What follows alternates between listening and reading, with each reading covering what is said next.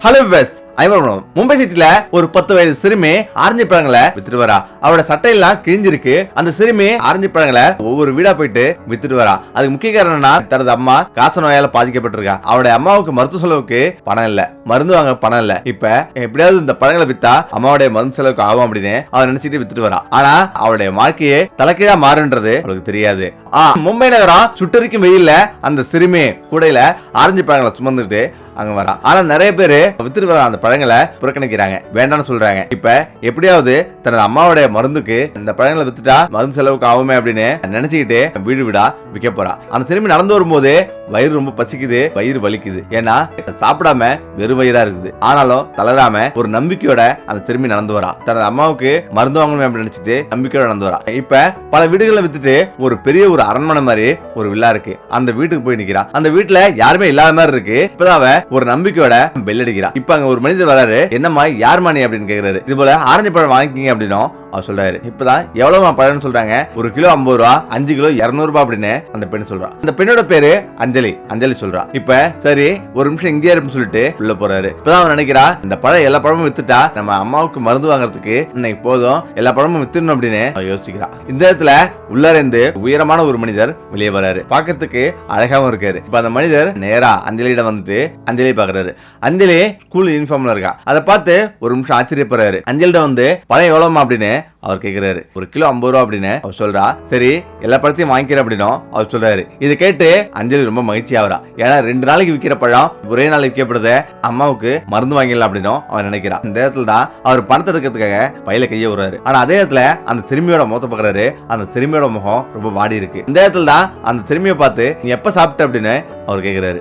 இப்ப அஞ்சலி தலையை குனிஞ்சுக்கிறா. இந்த இடத்துல தான் அவர் புரிஞ்சுக்கிறாரு. சரி வாமா வீட்டுக்கு உணவு தர அப்படின்னும் அவர் சொல்றாரு. இப்பதான் எந்த ஒரு அந்நியர் வீட்டுக்கும் எங்க அம்மா போக கூடாதுன்னு சொல்லிருக்காங்க அப்படின்னும் அஞ்சலி சொல்றா. ஆனா அவரை பார்க்கறதுக்கு ரொம்ப நல்லவரா இருக்காரு, எந்த ஒரு தீங்கும் செய்ய மாட்டாரு அப்படின்னு அவளுக்கு புரியுது. இருந்தாலும் நிறைய ஆட்கள் எல்லாம் வேலை செஞ்சுட்டு இருக்காங்க. ஒரு நிமிஷம் பாக்குறா. அவரும் பயப்படாதமா உள்ளவா அப்படின்னு அவர் சொல்றாரு. அஞ்சலி அந்த வில்லாவோட நுழையிறா. போய் பார்த்தா பயங்கரமா இருக்குது. பெரிய பெரிய சரவிளக்குகளும் அதே ஒரு பளிங்கற்களும் நிறைஞ்சிருக்கு. பெரிய பெரிய ஷோபாலாம் போட்டு ஆடம்பரமா இருக்கு அந்த மாளிகை. அதை பார்த்து ஆச்சரியப்படுறா. எல்லா இடங்கள்லயும் திரும்பி பாக்குறா. அந்த மனிதரு உள்ள போறாரு. அவரு பேரு அர்ஜுன். இப்பதான் அவர் ஒரு சோபால வந்து அமர்ந்திருக்கா. எல்லா இடத்தையும் அப்படி சுத்தி பார்த்துட்டு இருக்கா. இப்ப அவளுக்கு ஒரு அதிர்ச்சி. ஏன்னா அங்க முன்னாடி பழைய போட்டோ ஒண்ணு வச்சிருக்காரு. இப்ப அந்த போட்டோ பாக்குறா. அந்த போட்டோ அடிக்கடி 1000 முறை பார்த்த முகமா அவளுக்கு தோணுது. இப்பதான் வேகமா எழுந்திரிச்சு போய் அந்த போட்டோ எடுத்து பாக்குறா.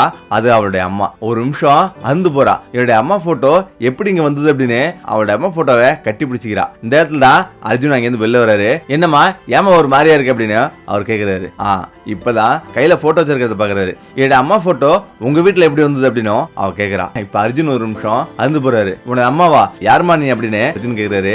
இப்பதான் எனது அம்மா சினேகா அப்படின்னா நோய்வாய்ப்பட்டு வீட்டுல இருந்திருக்கா. காச நோயால பாதிக்கப்பட்டிருக்கா. சினேகா மகள் அப்படின்னு அவ சொல்றா. அதை கேட்டு ஒரு நிமிஷம் அதிர்ச்சி ஆகுறாரு. 10 வருஷம் தொலைச்சத மறுபடியும் கிடைச்சத நினைச்சு ரொம்ப மகிழ்ச்சி ஆகுறாரு. இந்த இடத்துல தான் சினேகாவோட பொண்ணு அப்படின்னு அவ கேக்குறாரு. இப்ப கட்டி பிடிச்சிட்டு அவர் அழுகுறாரு. நீங்க யாரு அப்படின்னு அவ கேக்குறா. நான் அவனுடைய அப்பா அம்மா அப்படின்னு அவர் சொல்றாரு.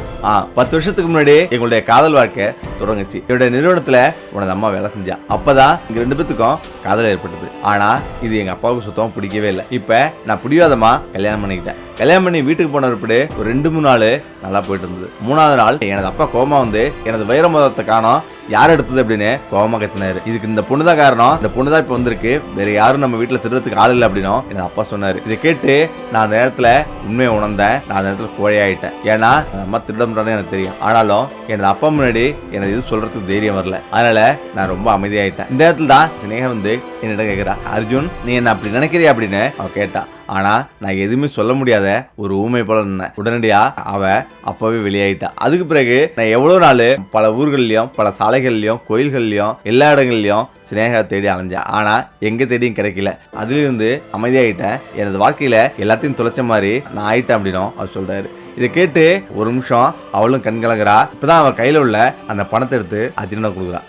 இது என்னுடைய அம்மாவுக்கு மருத்துவ செலவுக்காக நான் வச்சிருக்கேன் அப்படின்னும், நீ எனது அம்மாவுக்கு மருந்து வாங்கி கொடுப்பியா அப்படின்னும் அவ கேக்குறா.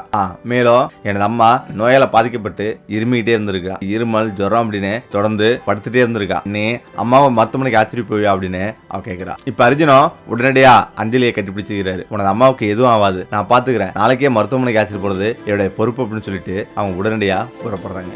அவங்க 2 பேரும் ஒரு விலையுந்த ஒரு கார்ல உட்காந்துட்டு அஞ்சலி வீட்டுக்கு போறாங்க. ஏழைகள் வாழ்ற குடியிருப்பு. அந்த குடியிருப்புல அவன் நுழையிறான். இப்ப அந்த சந்துள்ள வீடு இருக்கு. சினேகா படுத்த படுக்கையில அப்படியே படுத்திருக்கா. இப்பதான் டக்கு டக்குன்னு சத்தம் கேக்குது. சினேகா, அஞ்சலி எங்க இவ்வளவு நேரம் போன, எங்க இருந்த, பழங்கள்லாம் வித்துட்டியா அப்படின்னும் அஞ்சலி கேட்கறா. அஞ்சலியும் வந்து சினேகாவோட கையை பிடிக்கிறா. அம்மா ஒரு நிமிஷம் பாருங்க அப்படின்னு சொல்றா. அடுத்த நிமிஷம் அங்க அர்ஜுன் வந்து நிக்கிறாரு. அர்ஜுனை பார்த்து ரொம்ப ஆச்சரியப்படுறா. ஒரு நிமிஷம் அதிர்ச்சியா வரா. இப்ப அர்ஜுனும் கண் கலங்குறாரு. இந்த நேரத்துல தான் இங்க ஏன் வந்தீங்க அப்படின்னு சினேகா கேட்கிறா. இப்பதான் அர்ஜுன் சொல்றாரு, அஞ்சலி என்னை மன்னிச்சிரு, நான் 10 வருஷமா நான் தொலைச்சது காதல் மட்டும் இல்ல, எனது அன்பான மனைவியும் கூட. எனது மனைவியை தொலைச்சிட்டு நான் 10 வருஷமா தேடிட்டு இருந்தேன். எல்லா இடங்களையும் தேடினேன், உன்னை கண்டே பிடிக்க முடியல. ஆனாலும் நான் அந்த வருத்தத்தில் தான் இன்னை வரலையும் வந்திருக்கிறேன், என்னை மன்னிச்சிரு அப்படின்னு அவர் சொல்றாரு. அவ எதுவுமே சொல்லாம அமைதியா வரா. உடனடியா சினேகாவை மருத்துவமனைக்கு அழைச்சிட்டு போறாங்க. அவருடைய வீட்டையே ஒரு பெரிய ஒரு மருத்துவமனையா மாத்துறாரு. டாக்டர் வர சொல்லி நர்ஸுங்கெல்லாம் அங்கேயே சிகிச்சை அளிக்கிறாங்க. இந்த இடத்துல கொஞ்சம் கொஞ்சமா சினேகா அவருடைய உடல் தேறி வருது. அவருடைய உடல் நலமாயி நல்லபடியா வந்து மாறுறா.